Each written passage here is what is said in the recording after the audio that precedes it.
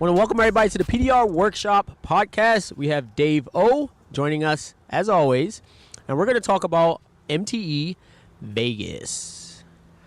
We had the pleasure of traveling there, getting a couple of days, I guess, off, I would say, and participating in the MTE, the first MTE on the West Coast. I think they're calling it like a West Coast, East Coast thing. So Dave, how did you like it? Just initial thoughts. For me, I had a great time. Thank you for MTE for putting that on. I always have a great time at MTE. For me, kind of everyone asks what is your biggest thing, or what do you like the most for me? And I always say it's the networking, it's meeting everyone, it's talking to everyone. Sometimes you only have 5-10 minutes because you're in between, your room or going to the show or in between booths or something like that. But, thank you to all you guys who actually came up and introduced yourselves to us. Yeah. I know we really appreciate that. We kind of go back to the hotel room after and talk about how we interacted with some of you and how you interacted with us, and we love that stuff. So for me, I had a great time. I loved it. Yeah, I think it was great. It was I've met a lot of people that honestly I didn't get a chance to meet because I thought everybody would come to the Florida one, but there is a lot of people that do not travel that distance, and a lot of first timers, right? That's what we were seeing a lot of first timers. Yep. Now this is my first Mobile Tech Expo. I'm loving it, having fun. They're meeting people. We're meeting people. We're seeing the new tools that have come out, or different versions of tools, updated versions. That's another benefit of going to Mobile Tech Expo. This one in particular was actually really cool because kind of right when you walked in, there was a full setup with about 4 or 5 cars, and you could try out some of Yep. the tools that you had bought.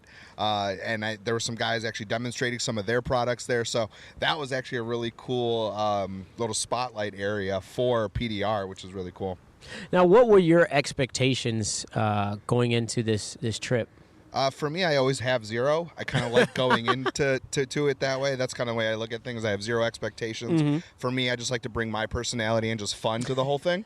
Because I like to have fun and interact with people, have conversations, talk about what we love to do every single day without actually having to work on stuff. I know when we're talking to customers on the daily basis, we get very passionate about it, and we talk to them. I know with a lot of enthusiasm, and I try to bring that same thing to Mobile Tech Expo because it's either guys we're meeting for the first time, and I know they have that same enthusiasm as we do, and we're later into our careers, and then also for the guys who are still on the fence or learning, giving them some either support or some enthusiasm, say, hey man, keep going, stuff like that. You can see the passion just in the entire facility that was there.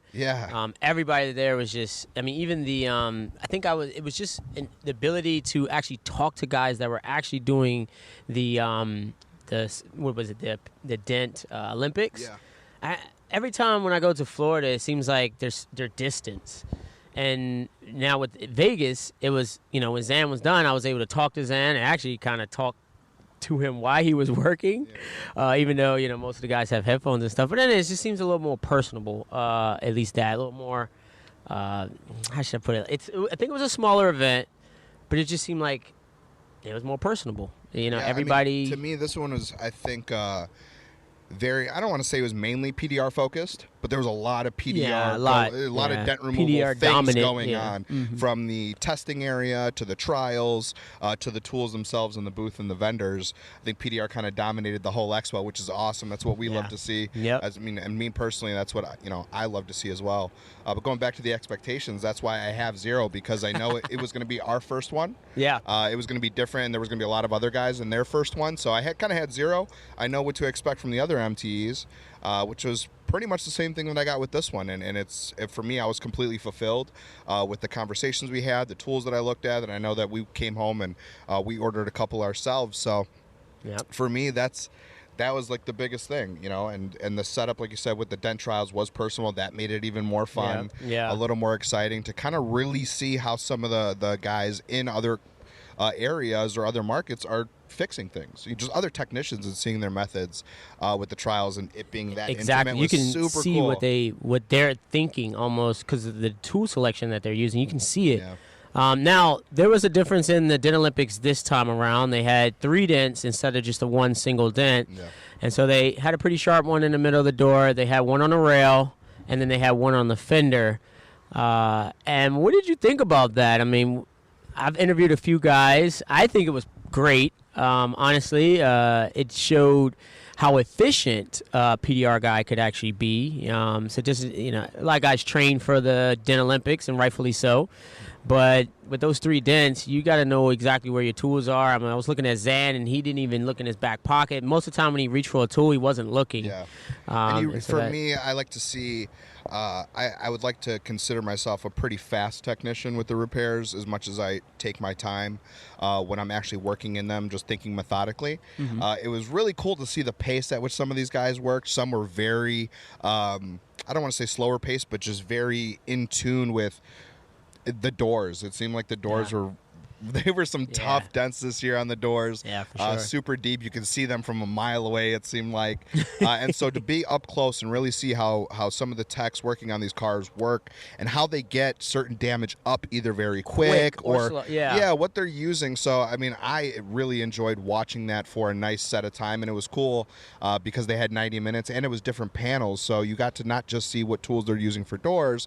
How do they glue pull? Are they using a mini lifter? Are they using a slide hammer? What tabs are they using? How fast are they pulling that? It was nice. Just to see the differences with other technicians, I love to see that type of stuff. Because I know we currently are still bouncing things off of each other in our daily careers, so to see another point of view for me is always very exciting. And you have, hail guys, you had door ding guys, or route guys, or retail guys, whatever you want to call them. And it's just, like you said, to see that difference in the way they move and the way they set up their tools, even their toolbox. Yeah. Some of them set up full tables or their carts and just went to town. And that little preparation, I think, helped them out in the long run. At least that's the way I feel. So it just allows you to be comfortable in that environment that you shouldn't be really comfortable in, because you have 20 people looking at you, staring at you as you do a repair. I can only imagine the pressure that's on you during those Olympics. Now, new tools. We're going to quickly talk about some of the new tools you saw. If I can go first, I saw the Dentcraft new ratcheting handle.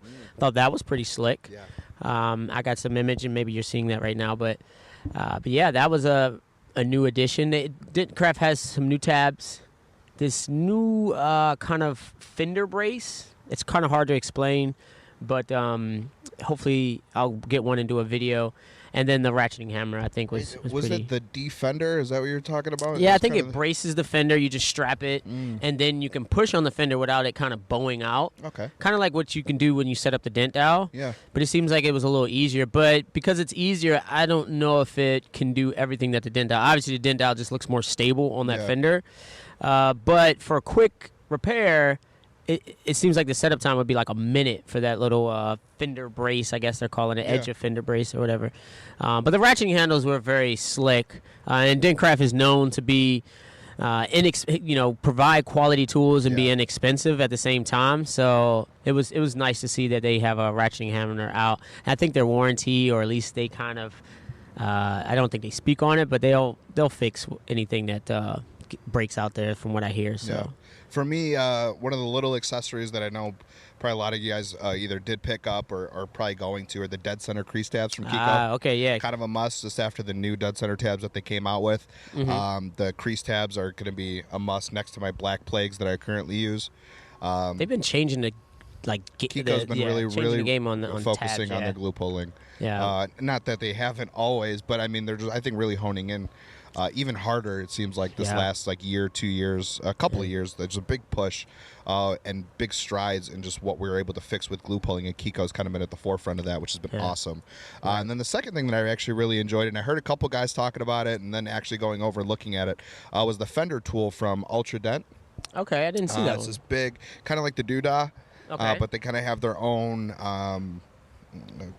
tool that they're using for it. It's just a big, nice fender tool. Really good leverage for some of these nasty fenders that I know we get sometimes crushed. And you just get really good leverage right off of the tire. It has it's kind of like that like a doodah, like the doodah, kind of like a Reaper, I guess, style, the way it looks, and it's for fenders. I mean, it looks and that's the one money. That's the one that actually closes up, right? Yes, I believe. Because the doodah is just collapse. It's its own single bar, and it's all just one piece, right? And then that one does actually fold, which I thought was actually really cool for someone who's come from that mobile setting, being in the cart. It doesn't take up too much space. I thought that was really nice to see, and probably something I'm actually going to pick up within the next couple of weeks. And I think Carbon Tech had this device where you actually can use the Carbon Tech rod and actually use it as a pulling mechanism on the fender. I'll probably be showing you some footage of that. But I thought that was pretty slick for the guys that already have the Carbon Tech hail rod. It's just finding different things to use. Kudos to Carbon Tech for, that rod is very expensive, $1,200, $1,300, $1,400, whatever it may be. But if you can just add different things onto it and it becomes more versatile. Yeah, exactly. 3 tools in one. It's enticing me to, look at that. And that fact that it can collapse, be lightweight. I mean, we all know tools weigh down, the cart a lot. The steel and it being carbon fiber, it's the new age. I want to know if someone can come up with like a little thin 1/2 inch or 5/8 carbon fiber rod and see what that can do. Carbon Tech, hint, hint. If there's any, maybe if it's like steel lining, it might be maybe a lot lighter than the tools that we currently have. But we all know carbon fiber, you need to be a lot larger to get the same strength as steel, but, you save on weight. Is there anything else that we saw? I think Magnatech mats, they have some new colors. I believe there was some new glue released out from Anson also. I didn't get a chance to stop by. Ultra, they were at Florida, but they were really showing their tail at Vegas. I mean, they had a nice setup, and it's good to see Ultra out there. James Lee had his new Hell Light out there. I don't know if you can you can purchase it. I actually saw a guy shipping it off, so it seems like you could have purchased it at that particular time. Anything else? Mark from Blem was there. Finally was able to meet Mark. Yeah, so that was great. That was really cool. Kind of talked to him a little bit about the Blem tools. I know I'm an advocate for them. They are actually a sponsor of our show, which is awesome. Exactly. But I mean, I think from the start of my career, I've always used a Blem ratcheting handle, and it was awesome to see Mark. Thanks, for introducing yourself to myself and Chris, and definitely. Just talking to him about the future of Blem and what tools and stuff like that. That was actually a really cool conversation. They're growing from what I hear, and they're definitely supportive of the PDR industry. Just like I see a lot of these tool manufacturers are starting to get on the bandwagon. But he's kind of the OG. They're the OG of tools. So there's only a handful of those companies. So and I kind of said PDR kind of showed out throughout the whole thing. Yeah. Detailing was there. Yeah. There was some interior stuff. The PDR really showed out there, but the other vendors were there as well. There was actually some. I don't know. I didn't actually grab. I have a photo of it. They were filming their own podcast, right there on the spot in a booth. Yeah, that was nice. Which is actually really cool. And then Dent King, he had interviews going, so I head over to his YouTube channel. I'm pretty sure he'll be releasing those little mini. Lee and Jaime. Yep. I'm pretty sure they'll be releasing videos of that. And we were blessed enough to be a part of those interviews, so head over to his YouTube channel to check that one out, and I'll hopefully try to post it on this channel here. And also Mobile Tech RX, pretty much I think one of the best PDR estimating and invoicing software. They came out with a new release. They changed the pricing structure a little bit, but it was to help with the analytics. And I dive deep in analytics, and you can pinpoint how much your average for fender, for hail, for a Toyota. The new update. It's actually insane. One of our previous videos, just a couple back, they actually go over a lot of the new stuff in the release. I think this update is going to be huge for the back end of a PDR business. Yeah. Actually, any auto recon business, Mobile Tech RX should be in your system. One of your tools that you're using. This last update is going to allow owners and I think just people who are doing the back office stuff of the business to be really diving deep and to see where bottlenecks are within the company. Yeah. Which I thought was a really, really cool update for Mobile Tech RX. Yeah, and I think, if you're a solopreneur, maybe the analytics are not as useful, but I still think it is, just because of maybe if you do more Teslas or if you do more Toyotas, there may be a ability to offer more ads or start getting into that community. Or, you know, we do a lot of Teslas, and what we started to realize was that we may be on the forums, our name may be ringing on the forums, which allowed us to just see who's talking about Dentless Touch. But because we have multiple technicians, I can actually see who likes to do hoods, what are they pricing the hoods when it comes to hail, are they even making money on the hoods? Tailor your business. Oh man, it's absolutely insane. What is working, really see what's working and what's not. And it's just it's now just measured, how do I say that? There are just now things that you're able to measure within that you wouldn't be able to that you weren't able to do before. Yep. And you may not have known that these were maybe either causing, like I said, bottlenecks within the company, and allowed you, and I kind of say it, I think sometimes trim the fat. Yeah. Either with accounts or, you know, customers, your advertising expenses, just trimming that fat. Making your business run as efficiently as possible. Because it is a business, right? And so that's what you have to do. This application is now allowing you to take that business to the next level. So kudos to Mobile Tech RX on that. If you are looking for a little more information, one of our previous videos does have that info for you as well. Yeah, and just quickly, I think if you go in there and you type in Dentless, it gives you like $100 off. So that coupon is still valid as far as I know. And you know, I think... You know, they came out with this new stuff with the analytics and stuff like that, but now with the backing that they have, if you're not on board with Mobile Tech RX, I can only imagine it getting more expensive because they're going to start rolling more features out.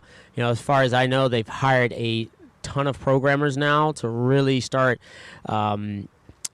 creating new things like, you know, I don't want to say anything. I don't know if they're even making it, but hopefully they're making, you know, where you can do payments right from that, from the app. That will be absolutely, you know, great. And then maybe some scheduling or some type of small CRM will be great. Really making it a one-stop shop. Yeah, one-stop, you know. One application that you need to pretty much run your whole automotive recon business. Right, right. And so I support them. They're PDR guys. Mostly, I mean...